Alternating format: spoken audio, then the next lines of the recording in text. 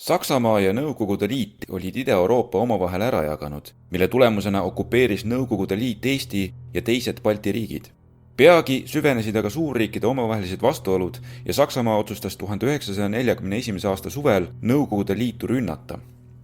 Saksa väed valmistusid sissetungiks laial rindel. Põhjapoolse väegrupi Nord ülesandeks oli vallutada Leningrad, lõigates samal ajal ära Läänemere ääres olevad Punaarmee väed. Eestis asusid Nõukogude Balti laevastiku baasid, mis lubasid punalaevastikul kontrollida Läänemere keskosa. Siin nägi Punaarmee peamise ohuna rünnakut merelt. Seetõttu oli Eesti rannik tugevasti kindlustatud suure hulga rannakaitsepatareidega, mida julgestasid tugevad maaväe üksused. Saksa vägede rünnak algas 22. juunil 1941. Punaarmee tabati ootamatult ja piiri ääres paiknevad väed kandsid suuri kaotusi. Punaarmee ei suutnud avamaastikul väegrupile Nord vastu seista ja raskeid kaotusi kandnud üksused tõmbusid tagasi, et võtta sisse kindlamad kaitsepositsioonid. Saksa väed vallutasid Riia. Kohtamata põhja suunas suuremaid Punaarmee üksusi jätkas suurem osa vägedest liikumist Leningradi suunas. Eesti vallutamiseks eraldati üks armeekorpus, millele allus 2 jalaväediviisi. Nädal enne Saksa-Nõukogude sõja algust oli Eestist küüditatud umbes 10 000 inimest. See tõi kaasa metsavendluse kasvu. Metsavennad ründasid koos Saksa vägedega Punaarmee üksusi ja kehtestasid Punaarmee taandudes kontrolli mitme Lõuna-Eesti valla üle. Alates juuni lõpust moodustati Eesti Punaarmee tagala julgestamiseks NKVD hävituspataljonid, kes saadeti metsavendadega võitlema. Punaarmee üritas sakslasi peatada kaitsepositsioonidel Pärnu jõe ja selle lisajõgede ning Emajõe joonel. Sakslased suunasid oma pealöögi Kesk-Eestisse. Nende eelsalgad tungisid Punaarmee eelpositsioonide sisse ning pärast Viljandi vallutamist jätkasid liikumist põhja suunas. Tartus taganes Punaarmee Emajõe põhjakaldale. Seda kasutasid Eesti vastupanuvõitlejad, kes võtsid Emajõest lõunas oleva Tartu linnaosa oma kontrolli alla ja pidasid lahinguid Punaarmee järelvägedega. Peagi jõudis Tartusse Saksa eelüksus, millel polnud piisavat jõudu, et õhku lastud sildadega Emajõge ületada. Madala intensiivsusega sõjategevus jätkus Tartus 2 nädalat. Kesk-Eestis oli Punaarmee kaitse edukas ja sakslaste edasitung peatati. Sakslased olid oma väed välja kurnanud ja olid sunnitud Põltsamaa all pealetungi peatama. Punaarmee Lääne-Eestis tugevat kaitset üles ehitada ei suutnud. Saksa eelsalgad murdsid läbi ja vallutasid Pärnu. Seejärel liikus üks osa üksusi Virtsu ja teine Tallinna suunas. Läänerannikul suutsid nad tungida kuni mereni ja takistada laevasõitu Suures väinas. Põhjasuunas liikuvad väed kohtasid aga vastupanu Märjamaa all ja olid sunnitud rünnaku peatama. Kuna pealetung oli igal pool takerdunud, mõistsid sakslased, et 2 diviisist Eesti vallutamiseks ei piisa. Eestisse saadeti täienduseks veel 3 jalaväediviisi ja 1 armeekorpuse juhatus. Kuni sakslaste abiväed kohale jõudsid, oli Punaarmeel võimalus teha vastulöök. Peamine tähelepanu oli Lääne-Eestil. Punaarmee piiras ümber Saksa väed Märjamaal ja sundis need tagasi tõmbuma. Seejärel arendas Punaarmee pealetungi lääne suunas ja taastas otseühenduse Saaremaaga. Sakslased olid sunnitud oma väed Lääne-Eestist tagasi tõmbama ja koondasid nüüd peajõud koos saabunud abivägedega Kesk-Eestisse. Sakslaste pealetung Eestist ida pool oli samuti seiskunud. Siin oli sõjategevus kulgenud vahelduva eduga ja kuigi Saksa väed liikusid edasi ja jõudsid põhjast välja Narva jõe idakaldale, olid Punaarmee vastulöögid ja halvad teed nad välja kurnanud. Saksa väed vajasid paari nädalat puhkust, et jätkata pealetungi Leningradi suunas. Eestis paiknevatele Saksa üksustele tehti ülesandeks punalaevastiku Tallinna baasi vallutamine. Punaarmee valmistuski sakslaste pealetungiks põhja suunas ja saatis selle vastu oma reservid, et sakslaste läbimurded vastulöökidega likvideerida. Kuid sakslased keskendusid hoopis Ida-Eestile. Enne Tallinna vallutamist kavatsesid nad likvideerida Punaarmee Tartu lennuväebaasi ning piirata sisse Emajõe joont hoidvad üksused. Sakslased suutsid Punaarmeed üllatada ja peagi vallutasid nad Põltsamaa. Sealt jätkasid nad liikumist ida poole, möödudest Punaarmee üksustest.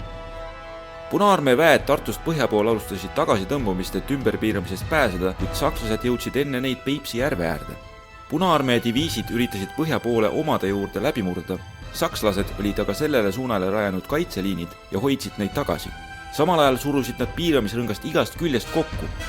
Selleks ajaks olid kohale jõudnud Punaarmee reservid, et anda sakslastele vastulöök ja aidata ümberpiiratud vägedel piiramisrõngast välja murda. Järgmise sammuna kavatsesid sakslased läbi lõigata Tallinna maismaaühenduse Leningradiga ja alustasid pealetungi põhja suunas. Nad liikusid vasturünnakut teostavate Punaarmee üksuste tagalasse, suutsid need peagi mõlemalt poolt ümber haarata ja sisse piirata. Sakslased koondasid suure osa oma vägedest pealöögi suunale ja jätkasid edasi liikumist. Samal ajal pidas Soomest Eestisse saabunud Erna-rühm lahinguid hävituspataljonidega, kes üritasid seda sisse piirata. Ernalased suutsid piiramisrõngast välja murda ning hiljem sakslastega ühineda. Punaarmee oli ümber piiratud üksuste näol kandnud suuri kaotusi ega suutnud koguda piisavalt vägesid sakslaste edasitungi peatamiseks. Selleks saadeti Punaarmee tagalast Eestisse 2 laskurdiviisi, kuid nende kohalejõudmine võttis aega. Saksa pealetung aga jätkus. Tapa vallutamisega lõikasid nad läbi raudteeühenduse Tallinna ja Leningradi vahel. Nüüd tuli sakslastel valida, kas jätkata rünnakut lääne või ida suunas. Nad otsustasid viimase kasuks ning kavatsesid enne Tallinna vallutamist puhastada Ida-Virumaa Punaarmee üksustest. Saksa väed pöörasid itta, vallutasid Rakvere ja jõudsid Kunda juures Soome lahe äärde. Selleks ajaks hakkasid Punaarmee abiväed kohale jõudma ja nad said käsu taastada kahepoolse rünnakuga maismaaühendus Tallinnaga. Läänepoolne rünnakukiil suutis küll mõnevõrra edasi liikuda, kuid idapoolne pealetung võeti ette olukorras, kus enamik abivägedest olid veel teel. Punaarmeel ei jätkunud piisavalt jõudu ja sakslased surusid nad tagasi. Sel ajal lõpetasid sakslased ettevalmistused lõplikuks pealetungiks Leningradi peale ja nad alustasid 8. augustil rünnakut. Saksa pealetung oli edukas ja nende väed liikusid kiiresti ida suunas. Ida-Virumaa muutus kõrvaliseks sõjatandriks ja kuna sakslaste pealetung ähvardas siinset väed ära lõigata, jättis Punaarmee Kirde-Eesti maha ja taandus ida suunas. Sakslased pöörasid oma tähelepanu Tallinna peale. Olles isoleerinud Balti laevastiku Tallinnas, rajasid sakslased koos soomlastega miinitõked Soome lahte, et punalaevastik ei pääseks põgenema Kroonlinna ja Leningradi. Punaarmeel oli Tallinna ümbruskonnas 27 000 meest. Nende vastupanujõudu kavatseti aga mitmekordistada ulatuslike kindlustustega ning kaitsetöödele sunnitud Tallinna elanikkonna jõul rajati linna ümber 3 kaitsevööndit. Saksa vägede pealetung algas 20. augustil pealöögiga ida poolt piki Narva maanteed. Pikale rindejoonele hajutatud Punaarmee väed ei suutnud läbimurret tõrjuda. Sakslased liikusid edasi ning hulk Punaarmee üksusi piirati sisse. Punaarmee tõmbus nüüd kogu rindejoone ulatuses Tallinna alla. Linna ümber suudeti koondada piisavalt palju mehi, et laevasuurtükkide tule toetusel sakslaste edasitungi ajutiselt pidurdada. Peagi aga ulatus Saksa suurtükkide tuli juba Tallinna sadamani ning selle kasutamine laevastikubaasina polnud enam võimalik. Punaarmee väejuhatus andis käsu linn maha jätta. Sõjaväelased ja hulk tsiviilisikuid, nende hulgas haavatud, vangid ja mobiliseeritud, laaditi laevadele ning laevakaravanid lahkusid üksteise järel sadamast. 28. augustil vallutasid sakslased kesklinna. Linna oli maha jäänud üle 10 000 punaväelase, kellest enamik võeti vangi. Nüüd üritasid laevakaravanid sõjalaevade kaitse all Leningradi taanduda. Sakslased ja soomlased tekitasid miiniväljade lennuväe ja laevastiku abil neile suuri kaotusi. Suur osa sõjalaevadest jõudis sihtpunkti, kuid kaotati pooled transpordi- ja tsiviillaevad ning hukkus tuhandeid inimesi, nende hulgas ka tsiviilisikuid, vange ja mobiliseeritud mehi. Sakslaste viimane operatsioon Eestis oli Lääne-Eesti saarte vallutamine. Sakslaste pealetungi ajal olid saartel asunud Punaarmee üksused rünnanud Saksa vägesid selja tagant. Pärast Tallinna langemist tõmbasid nad oma väed saartele tagasi. Nõukogude Liit kasutas Saaremaa lennubaase Berliini pommitamiseks ning osaliselt seetõttu soovis säilitada kontrolli Lääne-Eesti saarte üle. Saartel oli hulk võimsaid rannakaitsepatareisid, kuid enamik neist olid suunatud avamerele, mis jättis mandri suuna avatuks. Sel ajal, kui Saksa vägede põhijõud valmistusid maabuma Muhus ja Saaremaal, vallutas Erna pataljon Vormsi. Saaremaal oli üle 18 000 Punaarmee sõduri, kuid nad ei teadnud, kus kavatsevad sakslased maabuda ning üksused hajutati pikki rannikut. Seetõttu ei suutnud Punaarmee tõrjuda sakslaste dessanti Muhu saarele, mis vallutati paari päevaga. Sakslased liikusid üle väikese Väinasilla Saaremaale. Samal ajal ähvardasid nad maabuda ka mujal Saaremaa rannikul, mis jällegi takistas Punaarmeel vägede koondamist ja nad ei suutnud koguda piisavat jõudu sakslaste peatamiseks. Punaarmeel polnud ujuvvahendeid Hiiumaale taganemiseks ning nad kindlustasid end Sõrve poolsaarel, mis sobis kaitseks palju paremini. Siin aeglustus sakslaste pealetung tunduvalt. kuid 2 nädala jooksul surusid nad Punaarmee kaitse aeglaselt kokku, kuni saavutasid 5. oktoobril kontrolli kogu Sõrve poolsaare üle. Saaremaa kaitsmise nurjumine sundis Punaarmeed Hiiumaa maha jätma ja evakueerima sealt 5000 sõdurit. Kuid enne, kui nad jõudsid seda teha, maabusid sakslased Hiiumaal. Nagu Saaremaalgi, sundisid nende petterünnakud kaitsjate jõude hajutama. Sakslased tõrjusid Punaarmee põhjasuunas ning peagi oli nende käes Hiiumaa lõuna- ja idaosa. Alles jäänud Punaarmee üksused taandusid Tahkuna poolsaarele, kust punalaevastik alustas nende evakueerimist. Sakslaste edasitungi nad enam peatada ei suutnud ja peagi langes ka poolsaare tipp sakslaste kätte.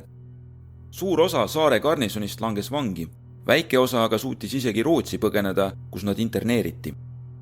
Selleks ajaks oli Punaarmee kätte jäänud veel Hanko mereväebaas umbes 23 000 sõduriga ja Osmussaar 1500 mehelise garnisoniga. Talve lähenedes ohustas mere külmumine Osmussaare ja Hanko varustamist ning Punaarmee kõrgem ülemjuhatus otsustas need garnisonid evakueerida. Viimased Punaarmee ja Balti laevastiku üksused viidi detsembri alguses Leningradi. Sügiseks olid sakslased lõiganud ära Leningradi maismaaühenduse tagalaga, kuid neil ei jätkunud jõudu linna vallutamiseks.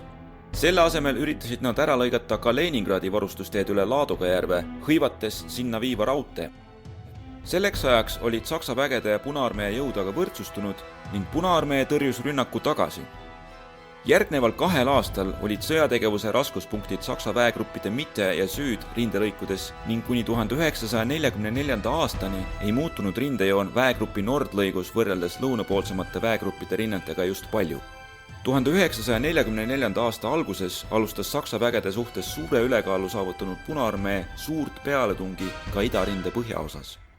Sellest aga juba järgmises videos.